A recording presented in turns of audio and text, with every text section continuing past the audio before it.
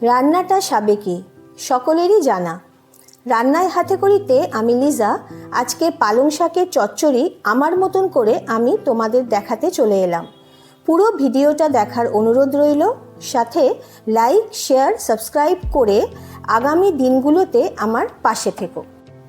প্রথমে কড়াইতে সর্ষের তেল দিয়ে দিচ্ছি। আজকের রেসিপি পালং শাকের চচ্চড়ির জন্য আমি বিউলি চালের বড়ি কিছু ভেজে তুলে রাখছি।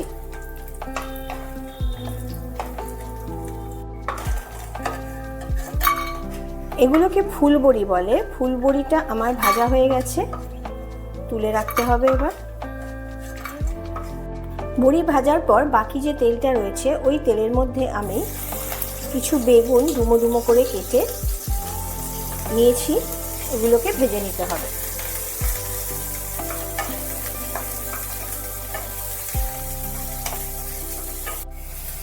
অল্প করে একটু লবণ দিয়ে দিচ্ছি।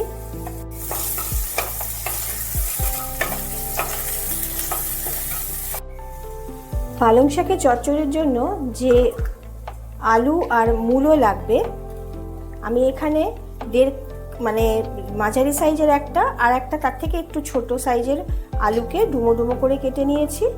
আর নিয়ে নিয়েছি কিছু মূলো, একটা মূলো একটু কেটে নিয়েছি। এটা যেহেতু একটু শীতটা কমে গেছে, অসময়ে একটু হয়ে গেছে মূলোর, সেই জন্য একটু সিদ্ধ করে নিচ্ছি। অল্প করে জল দিয়ে একটু দুটো সিটি দিয়ে নেব।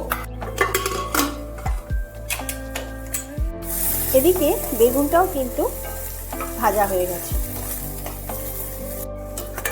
হালকা করে কিন্তু ভেজে নিতে হবে, কারণ পরে বেগুনগুলো যাতে দিলে একটু বোঝা যায়, যার জন্যই আগে থেকে ভেজে রেখে দেওয়া। এবার আরেকটু সর্ষের তেল কড়াইয়ের মধ্যে দিয়ে দিলাম একটা পাকা লঙ্কা, আর দিয়ে দিতে হবে 3টে কাঁচা লঙ্কা। ফোড়ন হিসেবে দিয়ে দিতে হবে 5 ফোড়ন। মশলা একটু ভাজা ভাজা হওয়ার পর কেটে রাখা শিম দিয়ে দিতে হবে।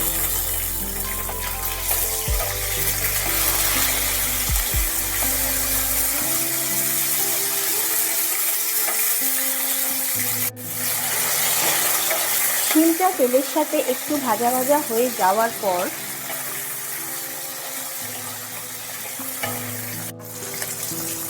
কেটে ধুয়ে রাখা পালং শাক দিয়ে দিচ্ছি।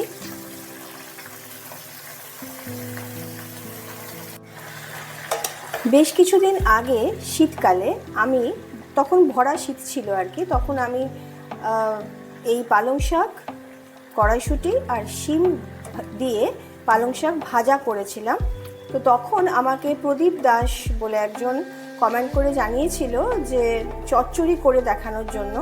তো বন্ধু, আজকে তুমি নিশ্চয়ই দেখছো, আমি আজকে চচ্চড়িটা করে দেখাচ্ছি, কিন্তু একটু দেরি হয়ে গেল। আমি তোমাকে বলেছিলাম দেখাবো, সেজন্যই দেখাচ্ছি আজকে।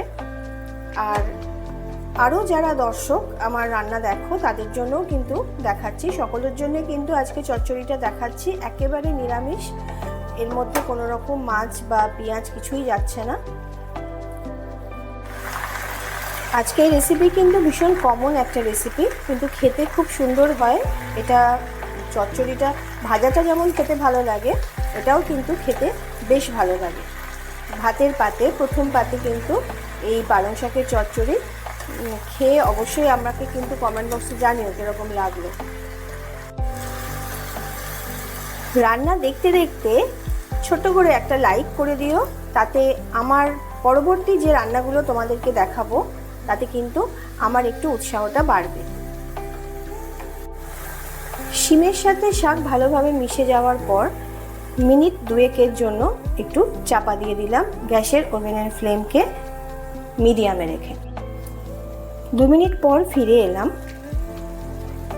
শাক থেকে জল ছেড়ে দিয়েছে, দেখো। এই পালং শাকের চচ্চড়িটা এতটাই কমন রেসিপি, প্রত্যেকটা বাড়িতেই হয়, প্রত্যেকেই করে, প্রত্যেকেই জানে, কিন্তু আজকে আমি যেভাবে করি তোমাদেরকে সেভাবেই দেখাচ্ছি। দিয়ে দিচ্ছি পরিমাণ মতো হলুদ। দিয়ে দিতে হবে পরিমাণ মতো লবণ। ভালোভাবে শাকের সাথে মিশিয়ে দিতে হবে।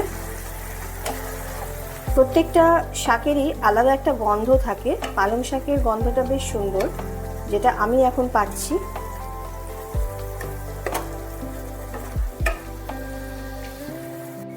আলু আর মূলো যেটা সেদ্ধ করতে দিয়েছিলাম সেটা সেদ্ধ হয়ে গেছে।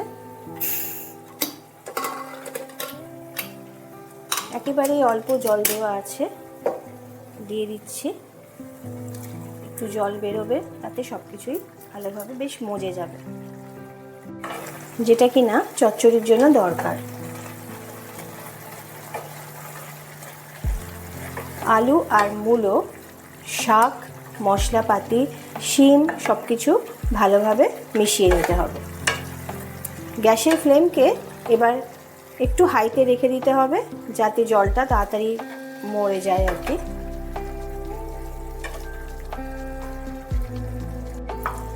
বেশ কিছুটা জল শুকিয়ে এসছে। এই পর্যায়ে আমি ভাজা যে বড়িগুলো রেখেছিলাম সেগুলো দিয়ে দিলাম।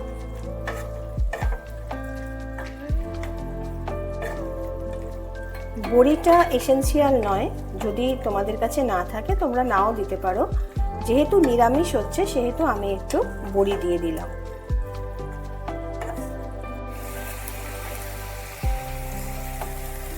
বড়িটা একটু ফুটে যাওয়ার পর দিয়ে দিচ্ছি এখানে মিষ্টির জন্য একটু আখের গুড়।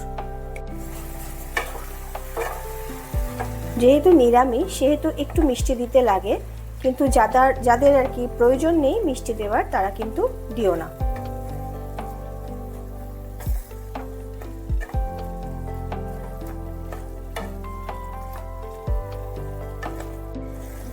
ভেজে রাখা বেগুন দিয়ে দিলাম।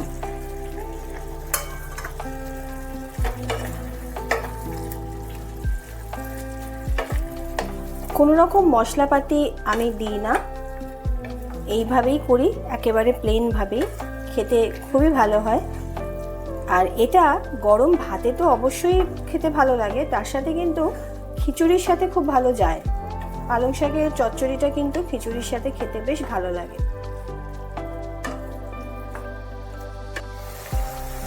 রেডি হয়ে গেল আজকের রেসিপি পালং শাকের চচ্চড়ি। গ্যাস ওভেন পুরোপুরি বন্ধ করে দিলাম। তোমরা অবশ্যই কিন্তু আমাকে জানিও কমেন্ট বক্সে যে কিরকম লাগলো তোমাদের এই রেসিপি আজকে।